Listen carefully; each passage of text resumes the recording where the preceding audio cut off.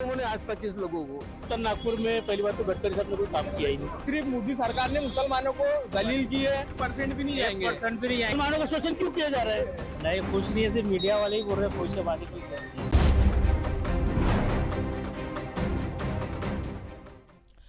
नमस्कार, सुदर्शन न्यूज में आपका स्वागत है और मैं हूं आपके साथ अमित शर्मा। आप देख रहे हैं लोकसभा चुनाव से जुड़ा हुआ हमारा ये विशेष कार्यक्रम जनता का सांसद। 2024 के लोकसभा चुनाव को लेकर सियासत पूरी तरह से गर्म है, चाहे सत्तारूढ़ बीजेपी हो या फिर मुख्य विपक्षी पार्टी कांग्रेस, एक दूसरे पर जमकर वार पलटवार कर रहे हैं। इस बीच सुदर्शन न्यूज के संवाददाता स्नेहल जोशी ने टेका नाका लोकसभा क्षेत्र में आम लोगों की सियासी राय को जानने की कोशिश की है। क्या कह रही है यहाँ की जनता और किस ओर बह रही है सियासी हवा, ये जानने की कोशिश की। आप भी देखिए हमारी संवाददाता स्नेहल जोशी की ये खास और विशेष रिपोर्ट।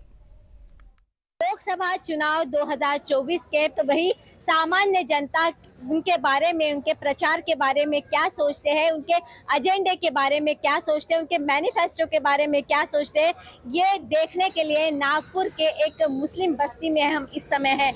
आइए जानते हैं कि अब की बार जो 400 पार का नारा जो लगाया गया है केंद्र से या फिर भारतीय जनता पार्टी से, वो यहाँ की जनता किस नज़र से देखती है।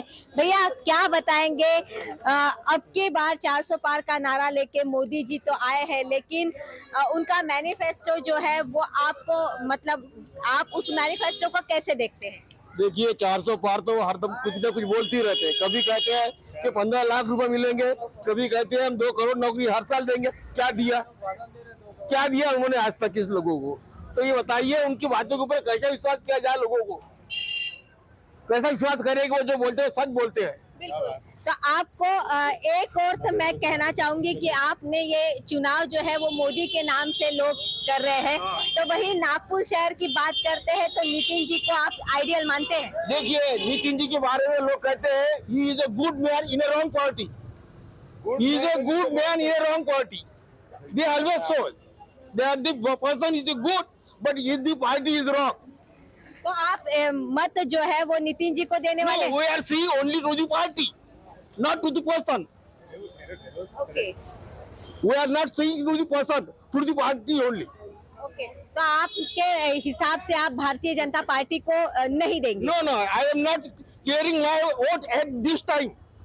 To whom I vote, I will tell on the date of the election. बिल्कुल, इनका कहना है कि वो समय पे बताएंगे या फिर समय पे करेंगे कि किसे देना है। भैया क्या बताएंगे इस मैनिफेस्टो के लेके, आपके मन में क्या चल रहा है? मेरे मन में नितिन गडकरी।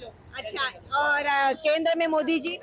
वो भी। अच्छा, आपने सबके सामने कहा है कि मोदी जी और नितिन जी, ऐसी क्या बात है कि आपको लगता है कि मोदी जी को मत देना चाहिए? देना चाहिए उसको वक्त। क्या रीजन क्या है? तो काम अच्छा कर रहा है।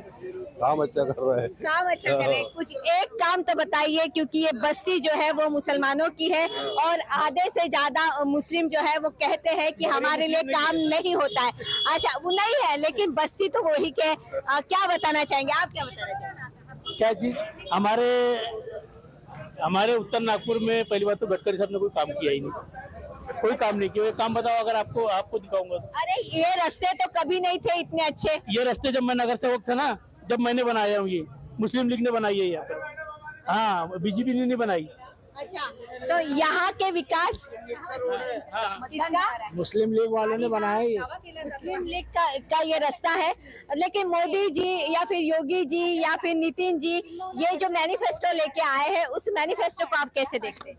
वो कोई मैनिफेस्टो नहीं है भैया, मैनिफेस्टो को नहीं। ये आने वाले जनरेशन का चुनाव है, ये इस जनरेशन का चुनाव नहीं है। भविष्य में जो नीतियाँ इनकी है, अगर वो लागू होते तो आने वाला जो जनरेशन है हमको गाली देगा। अच्छा, हाँ, ये ब्रिज और ये और वो सब नहीं चलेगा। जो आने वाली नीतियाँ है वो बहुत डेंजरस है, उसका चुनाव है, आने वाली जनरेशन का है, ये जनरेशन का चुनाव नहीं है। तो आपका क्या कहना है कि क्या चेंज होने वाला है?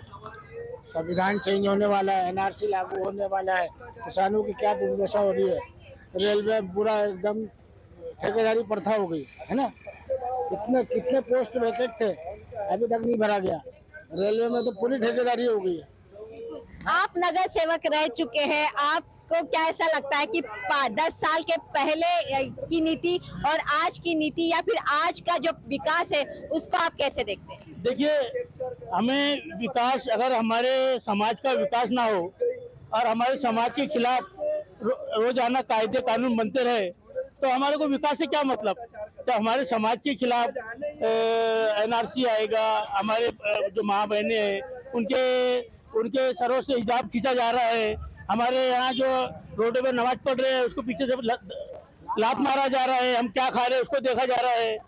तो हमें जो है गडकरी साहब ठीक है विकास कर रहे हैं, लेकिन गडकरी साहब को ये जो हो रहा है उसके खिलाफ तो आवाज उठाना चाहिए। NRC क्यों लाया जा रहा है, CA क्यों लाया जा रहा है, आप बताइए ना। सिर्फ मुसलमानों के लिए, जब हर समाज वालों को तुम ऐड कर रहे हो तो मुसलमानों को क्यों नहीं ऐड कर रहे? अरे मुसलमान पहले से इस देश में भरपूर है ना। भरपूर है ना, तो मुसलमानों का शोषण क्यों किया जा रहा है? इस आजादी के अंदर मुसलमानों का सबसे बड़ा रोल का दौर है। मुसलमानों को ये बोल के कि पाकिस्तानी है, अरे पाकिस्तान हमारा मुसलमानों का दुश्मन है। पाकिस्तान अगर पाकिस्तान नहीं होता अलग तो हमारी हालत नहीं होती इंडिया के अंदर, आज हमारी भी हुकूमत बराबर की होती। हम पाकिस्तान को अपना पहला दुश्मन मानते हैं, मगर उल्टा बीजेपी वाले पाकिस्तान को अपना बीजेपी का समर्थन, इन्हें बीजेपी वाले बोलते हैं यहाँ के मुसलमान पाकिस्तान का सपोर्ट करते हैं, यहाँ के मुसलमान पाकिस्तान को सपोर्ट नहीं करते, यहाँ के हिंदू वाले पाकिस्तान को सपोर्ट करते हैं। वहाँ से जो है सिंधियों को लेके आ रहे हैं, यहाँ बसा रहे हैं। पाकिस्तानी को जो है यहाँ के जो बीजेपी वाले हैं उनको सपोर्ट कर रहे हैं, यहाँ के मुसलमान कभी पाकिस्तान को सपोर्ट नहीं करते। पाकिस्तान जो अलग हुआ वो हमारा सबसे बड़ा दुश्मन है, अगर वो अलग नहीं होता तो आज हमारी भी हुकूमत में बराबर की हिस्सेदारी होती। बिल्कुल। भैया क्या बताएंगे, इधर आइए, है ना, क्या बताएंगे जो 3 तलाक जो है वो कुछ भी नहीं बता, आप नहीं बताएंगे, आइए इधर। भैया क्या बताएंगे इस बार का जो मैनिफेस्टो है वो मैनिफेस्टो सामान्य जनता के लिए क्या लेके आया है और आप उसको लेके क्या देखते हैं? हम क्या देखेंगे, जो है वही आएगा। जो है वही आएगा, यानी मोदी जी है, मोदी जी आएंगे। तो आप मोदी जी को सपोर्ट करते हैं, क्यों सपोर्ट करते हैं? अच्छा लगता है, अच्छा लगता है बस। अरे और ठीक है, केंद्र में जो है वो मोदी जी का चेहरा दिखाकर ही जो है पूरा इलेक्शन लड़ा जा रहा है, लेकिन नागपुर शहर में कहा जाता है कि पार्टी अलग है और नितिन जी अलग है। आप क्या सोचते हैं? वही तो एक जो आज सेंटर को संभाल के रखे वही नितिन जी। अच्छा, नितिन जी सेंटर चलाते हैं। क्या चलाते हैं? सेंटर चलाते हैं। सेंटर चलाते हैं, तो केंद्र में सरकार नितिन जी की, ऐसा आपका कहना है? हाँ। अच्छा, नितिन जी की पार्टी जो है वो केंद्र में अपनी सरकार चलाती है। ट्रिपल तलाक को लेके आपको क्या सोचते हैं? आपको लगता है कि मोदी जी ने जो ट्रिपल तलाक का कानून बनाया वो सही बनाया? क्यों गलत है? बहनें तो बहुत खुश है। नहीं, खुश नहीं है, सिर्फ मीडिया वाले ही बोल रहे खुश है, बाकी कोई खुश नहीं है। बहनों का क्या कहना है? जो असली बहनें आपके घर में है वो तो आपको बताती होंगी कि क्या गलत है क्या सही है। आपको उन्होंने क्या बताया, क्यों गलत है? बस वो राजनीति कर रहे हैं, बाकी कुछ नहीं है। बीजेपी ट्रिपल तलाक के विषय पर राजनीति कर रही है। मुसलमानों के वोट आपको कितने लगता है, कितने फीसदी वोट मोदी जी को जाएंगे? 1% भी नहीं जाएंगे। 1% भी नहीं जाएंगे। 3 तलाक का बिल कहाँ पास होता संसद में? जब नितिन गडकरी जी भी इससे पहले संसद थे तो बिल पास करने में उनका भी हाथ था, है क्या नहीं? था क्या नहीं था? तो मैं ये कह रहा हूँ, जाग जाओ हिंदू मुसलमानों, नहीं तो तुम्हारी दास्तां भी नहीं रहेंगी दास्तानों में। आपको क्या लगता है? और कुछ बताना चाहेंगे भैया? आप कुछ बताना चाहेंगे? आप कहीं मतलब आप इलेक्शन को वोट देने तो जाएंगे? जाएंगे। किसे वोट देंगे? वो नहीं, समय पे देखेंगे। समय पे देखेंगे। भैया आप क्या बताएंगे? क्योंकि अब मोदी जी की जो पॉलिसी है, लोग कहते हैं अमीरों के लिए है और गरीबों के लिए है, बीच वालों के लिए नहीं है। आप खुद को अगर गरीब समझते हैं तो आपको क्या लगता है कि जो भी सुविधाएं हैं या फिर जो भी सहूलियत है वो गरीबों के लिए बनाई गई, ऐसा कहा जाता है, तो उस एजेंडे में आप हैं? आपको मिलता है, राशन मिलता है मुफ्त में? राशन वगैरह सब मिलता है। राशन वगैरह सब मिलता है। राशन मिलता है। और क्या क्या जो मतलब सरकारी योजनाओं का आप लाभ लेते हैं? सरकारी योजना का लाभ लेते हैं, जैसे कुछ निकलती है यू कैन सी उसमें लाभ थोड़ा बहुत उठाते हैं। उठाते हैं। ठेला चलाने वालों को लोन भी दिया जा रहा है, आपने उस लोन का फायदा लिया है? अभी तक नहीं लिया मैंने। अगर समय पड़ेगा तो आप लेंगे? हाँ लेंगे।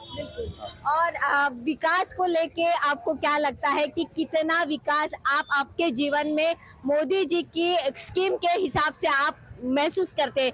फ्री का राशन हो या फिर गरीब तबके में जो योजनाएं चलती है या फिर मेडिकल के जो लाभ आपको मिलते हैं, उसमें आप कहाँ तक उनको देखते हैं? मैडम मैं जो आप बोलना चाह रहे हो मेडिकल का कितना लाभ मिलता है, एक्चुअली प्राइवेट में भी अगर इलाज कर दो तो मेडिकल का ये है कि मेरा पर्सनल एक चीज़ मैंने किया हूँ, अगर अपन कोई ट्रीटमेंट करने जा रहे हैं या एक्सरा भी निकालने जा रहे हैं तो वो पहले पॉइंट पे जाओ, वहाँ पे पैसा भरो। एक छोटी सी ब्रेक के लिए हम रुक रहे हैं, लेकिन ब्रेक के बाद भी ये जारी रहेगा और एक बार फिर से आपको इसी लोकसभा का हाल हम बताएंगे, दिखाएंगे किस और सियासी हवा यहाँ पर बह रही है और किसका पलड़ा जो है वो ज़्यादा भारी नजर आ रहा है। एक बार फिर से आपको ले चलेंगे छोटे से ब्रेक के बाद, जल्द लौट रहे हैं।